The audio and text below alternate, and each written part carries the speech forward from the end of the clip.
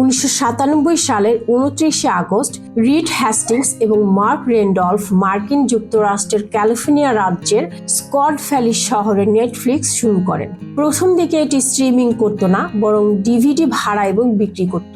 তখনকার সময় তাদের প্রতিযোগিতা ছিল হলিউডের বিখ্যাত ব্লকবাস্টারের সাথে। তখন ব্লকবাস্টার ডিভিডি ভাড়া দেওয়ার জন্য বিশ্ববিখ্যাত ছিল এবং তাদের মোট 9000টির মতো দোকান ছিল, যেখানে মানুষজন গিয়ে তাদের পছন্দ মতো ডিভিডি ভাড়া করে নিয়ে আসতো। কিন্তু সময় ওভার হওয়ার পর ব্লকবাস্টার অতিরিক্ত চার্জ ধার্য করত গ্রাহকদের কাছ থেকে, কিন্তু এক্ষেত্রে নেটফ্লিক্স এই অতিরিক্ত চার্জ ধার্য করত না। তখন জেফ বেজোস, যে কিনা অ্যামাজনের প্রতিষ্ঠাতা, এবং সে অনলাইনে বই বিক্রি করে বেশ সুনাম এবং অর্থ উপার্জন করা শুরু করে দিয়েছিল। এই উদ্দীপনায় তারাও অনলাইন ভিত্তিক হয়।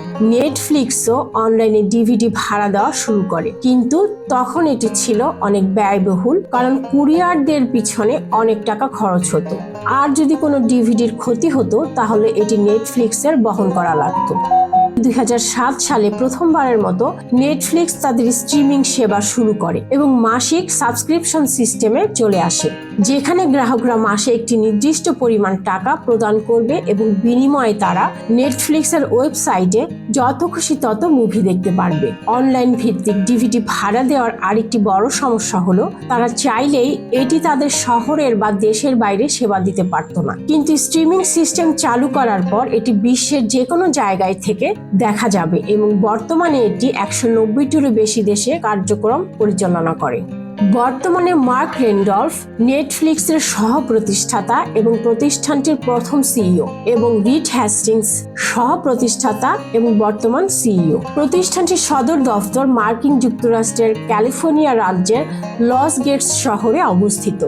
এছাড়াও তাদের আরও কয়েকটি কার্যালয় রয়েছে, যেগুলো Netherland, Brazil, India, Bangladesh, Japan এবং উত্তর কোরিয়াতে অবস্থিত। 2024 সালের হিসাবে নেটফ্লিক্সের গ্রাহক সংখ্যা প্রায় 283 মিলিয়ন এবং তাদের মার্কেট ক্যাপিটালাইজেশন প্রায় $390 বিলিয়ন। নেটফ্লিক্সের লাইব্রেরিতে মোট 2500টির মতো টিভি শো এবং 5000টির মতো মুভি রয়েছে। নেটফ্লিক্স আজকের দিনে বিনোদন জগতের অন্যতম শীর্ষে রয়েছে। অ্যামাজন প্রাইম ভিডিও Amazon.com এর একটি অংশ। এই পরিষেবাটি মূলত অ্যামাজন স্টুডিও প্রযোজিত চলচ্চিত্র বা টেলিভিশন সিরিজ বিতরণ করে, বা অ্যামাজন লাইসেন্স প্রাপ্ত এবং প্রাইম অরিজিনাল নামে পরিচিত। 2006 সালে জেফ বেজোস অ্যামাজন আনবক্স নামে একটি অনলাইন প্ল্যাটফর্ম তৈরি করেন, যা মূলত যুক্তরাষ্ট্রের ডাউনলোড ভিত্তিক ভিডিও সেবা দিয়ে থাকত। পরবর্তীতে 2011 সালে এটি অ্যামাজন ইনস্ট্যান্ট ভিডিও নামে পুনঃব্র্যান্ডিং করে ভিডিও স্ট্রিমিং সেবার দিকে মনোযোগ দেয়, এবং এখান থেকেই অ্যামাজন প্রাইম ভিডিও এর মূল যাত্রা শুরু। The Marvelous M R S Maisel, the Boys, Jack Ryan এবং মির্জাপুরের মতো শো প্রাইম ভিডিওকে বিশ্বব্যাপী পরিচিত করে তোলে। অ্যামাজন প্রাইম ভিডিও বিভিন্ন ভাষায় কন্টেন্ট সরবরাহ করে, যার মধ্যে রয়েছে ইংরেজি, হিন্দি, তামিল, বাংলা এবং আরও অনেক। 2024 সালের হিসাবে অ্যামাজনের প্রাইম মেম্বারশিপের গ্রাহক সংখ্যা প্রায় 234 মিলিয়ন। প্রাইম ভিডিও বর্তমানে বিশ্বব্যাপী দ্বিতীয় বৃহত্তম ওটিটি প্ল্যাটফর্ম। অ্যামাজনের মোট মূল্য প্রায় $500 বিলিয়ন এবং প্রাইম ভিডিও থেকে অ্যামাজনের বাৎসরিক আয় প্রায় $20 থেকে $25 বিলিয়ন। ডিজনি হটস্টার হলো একটি ভারতীয় সাবস্ক্রিপশন ভিত্তিক স্ট্রিমিং মিডিয়া পরিষেবা। রিলায়েন্স ইন্ডাস্ট্রিজ এবং ডিজনি ইন্ডিয়ার মধ্যে যৌথ উদ্যোগ। হটস্টার প্রথম চালু হয় 2015 সালে। পরবর্তীতে 2019 সালে Disney $71 billion 20th century Fox অধিগ্রহণ করার পর হটস্টার ডিজনি এর সঙ্গে একীভূত হয় এবং ডিজনি হটস্টার নামে পরিচিত হয়। ডিজনি হটস্টার ভারতে 2020 সালের এপ্রিলে চালু হয়। 2024 সালের হিসেবে ডিজনি হটস্টারের সাবস্ক্রাইবার সংখ্যা প্রায় 59 মিলিয়ন।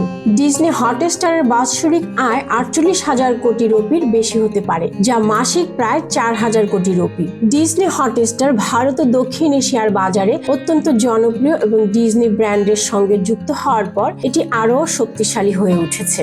HBO max.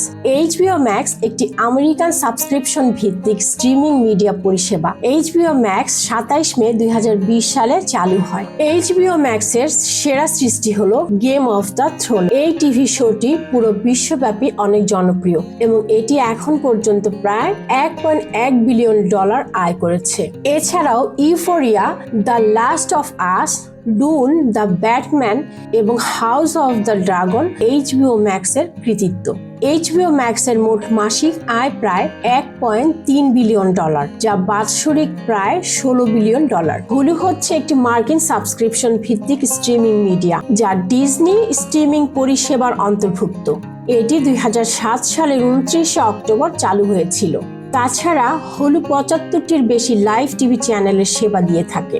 2024 সালের হিসেবে হুলুর মোট সাবস্ক্রাইবার সংখ্যা প্রায় 48 মিলিয়ন। হুলুর মোট মাসিক আয় প্রায় $848 মিলিয়ন, যা বাৎসরিক প্রায় $11 বিলিয়ন। এটি ডিজনির মালিকানাধীন হওয়ায় আরও শক্তিশালী অবস্থানে রয়েছে।